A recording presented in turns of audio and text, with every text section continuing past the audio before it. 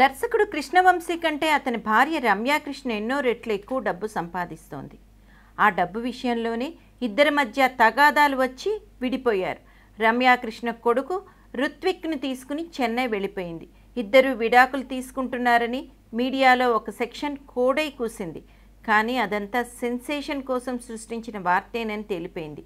ఎందుకంటే తను రమ్యాకృష్ణ భర్తగా అభివర్ణించిన బాధపడనని, రమ్యాకృష్ణే తన బాస్ అని కృష్ణవంశీయే స్వయంగా ప్రకటించారు.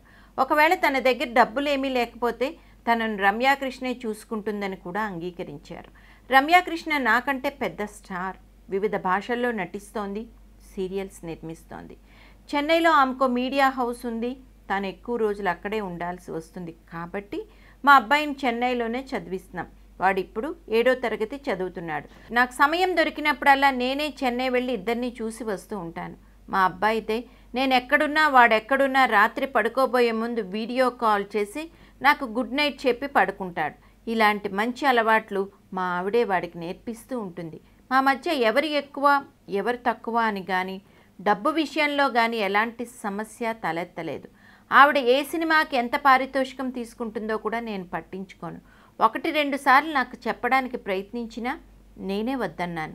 నీకేదైనా సమస్య వస్తే చెప్పు, నేను పరిష్కరిస్తాను. మన మధ్య డబ్బు వ్యవహారం వద్దు అని నిష్కర్షగా చెప్పేశాను. నా సినిమాలన్నీ నా డబ్బుతోనే తీశాను, పోగొట్టుకున్నాను. మా గురించి వదంతులు రాయడం ఎందుకు? అడిగితే నేనే అన్ని విషయాలు చెప్తాను కదా అంటారు రమ్యాకృష్ణ భర్త.